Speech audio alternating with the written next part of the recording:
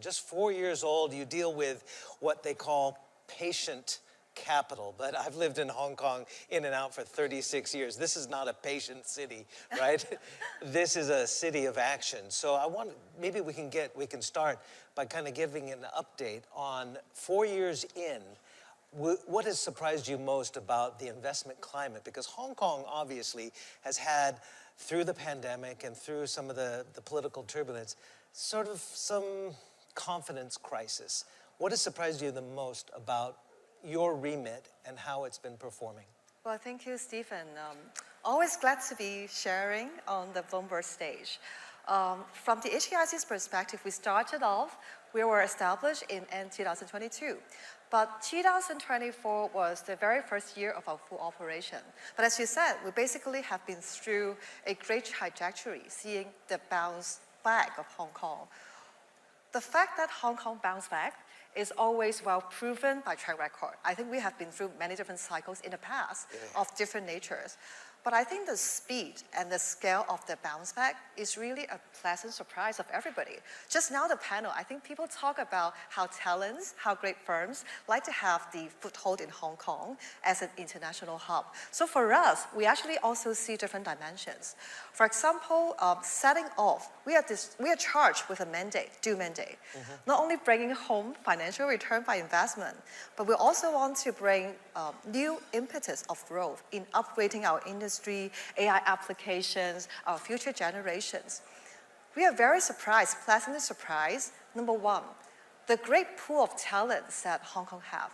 Basically, people are all very focused on innovation technology. So in terms of investable space and companies, we see a lot. So good for investors because you have a very great pool of, I would say, companies and entrepreneurs that you could work with. The second part is what I think the earlier panel also talked about. Hong Kong is playing a great role in terms of being a super connector, bringing the Chinese mainland companies to go outside, but at the same time, it's a two-way flow. We also see a lot of good, high-quality, long-term capital coming to this part of the world. So to your point about patient capital, we think that we are not alone. Because a lot of other sovereign wealth funds, pension plans, they're also looking to invest for the long term, particularly in technology. Well, technology has been a big part of the portfolio companies and projects that you've invested in. Does it get to the point when you see the frothy valuations in AI, but then at the same time, the story that was on the Bloomberg terminal today was about the National Development Reform Commission, among other bodies in China, are talking about spending billions of dollars building out data centers across China. That would seem like a golden opportunity for Hong Kong, not only from the financing perspective, but also for an investment. Well, I earlier mentioned the HKIC was set up in 2022. The reason why 2024 was the very first year of operation is because we spent a lot of time understanding the market and the sweet spot for Hong Kong. Because as I said, it's not only for financial return, but whatever we invest, whoever we partner with, we want them to bring benefits, long-term benefits to Hong Kong. So the reason I mentioned this is because when people were debating what AI large language model is about, we already invested in a number of them in 2024. When people talk about, whether embodied AI is real, again, we already kind of put our bets into a couple of them. So give you some example. I think a few days ago, Financial Secretary wrote in his blog about a company called Galbert, which is going to operate Hong Kong's very first embodied AI convenience store in Hong Kong, in the waterfront of Hong Kong. So what is it, robotics with robotic yes. making the coffee? Actually, what is it? Well, making coffee or like selling different things, more like a full-fledged convenience store, but meant by embodied AI. So I think this is actually great for Hong Kong, and as I said, first of its kind in Hong Kong. That company, we invested in 2024, and throughout this trajectory, they already operate similar stores like in Beijing. So it's not a concept, it's a proven concept that we can touch, we can see, we could feel, and it's now in Hong Kong. And the other example I could give is, I think a lot of us in Hong Kong very pleased about our very first astronaut, Dr. Lai Ka-ying, right, who's now in the space with Shenzhou 23. And many of you also may be aware that she is bringing with her an innovation from the Hong Kong USD. Basically, it's an AI power wind power and weather forecasting like solution and also a monitor. She's bringing with her that and operating in this space. So that company is called Stellaris, and we invested in 2025. What was your remit? Take me back 4 years, and how much leeway were you given on risk appetite?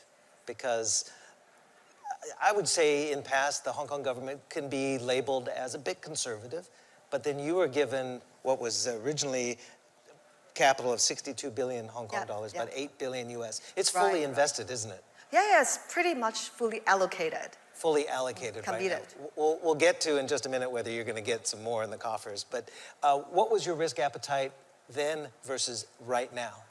We see risk and return going hand in hand, but our sweet spot and striking zone, I would describe as we try to focus a little bit more on the space where we could find value for the future of Hong Kong.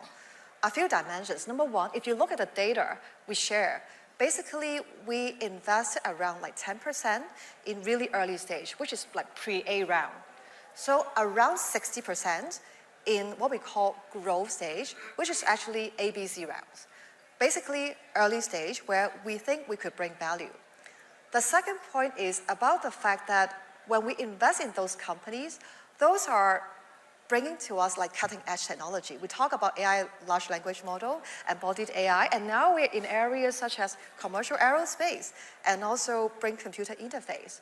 And the last bit I would like to add is when we call patient capital, that patient is not just like passive, sitting there and waiting for return. What we want to bring to the table is, number one, not only our own capital. We always quote a number saying that the capital multiplier ratio for every dollar we invest in the company, on average, we are bringing in more than $8 from the international market long-term capital, like other sovereign wealth fund in the same company. So for us, the growth is not like sitting there picking the right team, but we also want to add value to them. So again, I come back to if you're fully allocated with that initial investment in this fund, will you and when will you possibly receive top-ups and from whom as well? Well, the financial secretary already mentioned in his budget speech the fact that we are pretty much fully allocated or committed. And this concept is like when we invest in early stage companies, as you said, return is good, potential is good, but we are very cognizant of risks, right? A lot of these like early stage companies, they may or may not work, even with our like best effort and everybody putting our heads together. So we need to have that professional and market mindset, how to mitigate risk. So the reason and the way, how we do it is by a milestone approach. We identify the company, the sector, the team, and then we put a little bit of money. We try to test them out. We set the milestone. So the fact that we said is like fully committed is because by that milestone approach, we already committed to give them more, maybe 3 or 5 tranches more if they hit a certain like business milestone. So that's how we describe as fully committed. And to your point about so what next, basically, while we are on very good track in grooming the company and also bring financial return, the government financial secretary already mentioned in his budget speech in February that he is considering and discussing with us the capital injection. And well, I will leave that tough questions to the government in terms of how the next chapter of HKIC would be. But you're managing the portfolio, so how urgent would it be if you see the opportunities right now while the market is doing pretty well and the returns seem to be pretty well and you're well invested in growth areas right now? Are we talking this year, next year, or within a 5-year time Well, horizon? for me, the urgency is always really because we see great opportunities in Hong Kong. And as you said, we need to act now, right? If you see the great opportunity, you don't want to miss them. But not missing them is not just because they could generate good financial return, but because additional benefits that they could bring to Hong Kong. I'm going to put on my financial secretary hat here. I'm Paul Chan right now. Would you need 50% top-up, 25% of the original capital? What kind of top-up do you think would be adequate 4 years into this fund? Multiple funds. You have multiple funds. Well, I would say that, number one, we need to think from the broader perspective. HKIC has been doing a reasonable job with a reasonable trajectory. But what next? Do we want to build with this platform? Is it financial return? Is it really also more like the international thought leadership? So if that's the case, so what is the best reputation, the brand that we want to build with the right amount of capital? So that's number one. Number two is, aside from the trajectory that we have been through, you may know from some recent announcement, there are new things that we are doing. First of all, apart from the individual thematic investment, the names that I have just mentioned that are coming to fruition, another area we also announced, we talk about launching of an offshore renminbi venture capital fund. So I think these are the new things. We think we could go hand in hand with Hong Kong's traditional advantages. How did you know I was going to ask that next? Because Paul Chan, again, in his blog post on June 2nd, talked about they're actively considering launching this offshore renminbi venture capital fund. How close are we to that? What kind of capital are we talking about, and where would that be deployed? I mean, I can honestly see, obviously, the further integration that we're likely to see with the Northern Metropolis and some of these initiatives that are going to be ongoing. For us, we always want to add value in the way that we try to showcase and marry the traditional and emerging advantages of Hong Kong, the great attributes of Hong Kong. So the idea of having an offshore renminbi fund actually is a testament of both. The first part, Hong Kong being the biggest offshore renminbi center in Hong Kong, I mean, we actually have a very good pool, very deep capital in that sense. And what we do is to try to leverage this advantage to provide a better diversity of product. But on the other side, you asked about how close we are. And I could tell you it's very close because of the fact that it's not only a remote dream or vision that we think it may work. The reason why we propose it, in addition to Hong Kong's traditional advantage, is actually because when we talk to our peer investors in Middle East, in Southeast Asia, around the world, people are having high and high confidence of offshore renminbi. And actually, they have a lot of trades and transactions done in the currency. And at the back, of course, after getting the currency, they want to have a deeper and more diversity of product where they could deploy. And that's why when we say we have that idea, we already have that natural matching of the demand and supply. So in lockstep with that statement is how much are your investment strategies in lockstep with national goals and initiatives from mainland China? Obviously, they do want to further internationalize the renminbi. So how do these investment decisions go in lockstep? And I mentioned Northern Metropolis. We've mentioned the data centers. A number of these different, money oftentimes follows policy initiatives. When the weight of policy comes to Hong Kong from Beijing, money follows. So would you say that the push for the offshore renminbi hub, which Hong Kong already is the largest in the world, further makes the renminbi more international?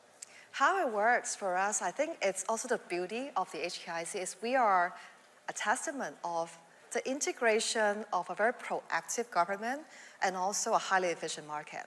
Meaning that when we look at something, we propose something, we implement something, it's really a matter of how we see that would fulfill the dual mandate. Dual mandate, number one, as I said, financial return.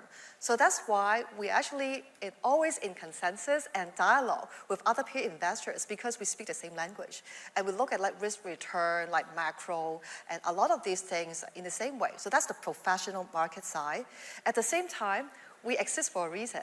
We want to build a better future for Hong Kong. So for that part, we need to really marry the professional and market insights and also that standard, that reputation, that brand, together with how to bring goods and bring things to the table for Hong Kong. And I would say that so far, we think those are very smooth integration and also implementation. Because as I said, look at like Galbert, Stellaris, these companies and different ARM companies. If they are not good companies by themselves, if those are only really policy initiatives, so how will we be able to have that capital multiplier ratio, bringing in other professional investors' money. So I think that's a real testament of how good these companies and how good the future of Hong Kong is. How are you impacted? Not to go too micro, because you have a longer term horizon, and you're not dealing with hot money flows across the border. But again, sentiment is a big issue and confidence for Hong Kong. How are you impacted with your decision making on your portfolio projects by the recent raft of regulation to kind of stem illegal cross-border transfers that have gone into stock markets, gone into insurance products and the like, and also simultaneous crackdowns or at least scrutiny of source of wealth of high net worth individuals in China? As long-term professional investors across cycle, I think we always try to distinguish noise and rumors with facts and data. Being patient capital, we have that luxury to sift through cycles and also try to pick the themes, which could be bringing cross-jurisdictional, cross-generational benefit. So for us, as I said, even though whether it's policy changes, whether those are sentiment changes, but we need to really stick to our core on picking what's best for Hong Kong. The key thing, I would say policy would be interacting very robustly with our choice. It's really how Hong Kong government plan for the future. So if they say, well, these are the key industries that we want to bring Hong Kong into, or we want to accelerate the development, so definitely, those will be the area that we are very focused on. But that's an area as well, you're diversifying, not just in high tech or hard or core technologies. You told me before this that you're going to be looking at investing in education. Oh yes, well, so we talked about like thematic individual investment in the core themes previously, which was hard and core technology, biotech and health tech, as well as green energy. Gradually, we are pivoting towards also other sectors, including, as I said, offshore, renminbi definitely is that's financial services related, and also education, because the more we invest and in this role, we see the great future of Hong Kong because of the talents and the younger generations. So we definitely want to work more in terms of the education side, including, for example, student housing, which we allow to invest, noting Financial Secretary's budget speech, where he talked about our expected investment and curation of capital into commercial real estate in Hong Kong. Can you give we only have 15 seconds left. This went by fast. Yeah. Can you give me an indication? You talked about returns. It's patient capital, so your time horizon is a little longer than some here in Hong Kong. But we haven't gotten the number for returns for 2025. We did see 2.34 billion in profit earned at the HKIC in 2024. We're going to get the annual general report coming soon. Can you give an indication of what, as Paul Chan talks about, double-digit returns for 2025? Is that 10% or 99%?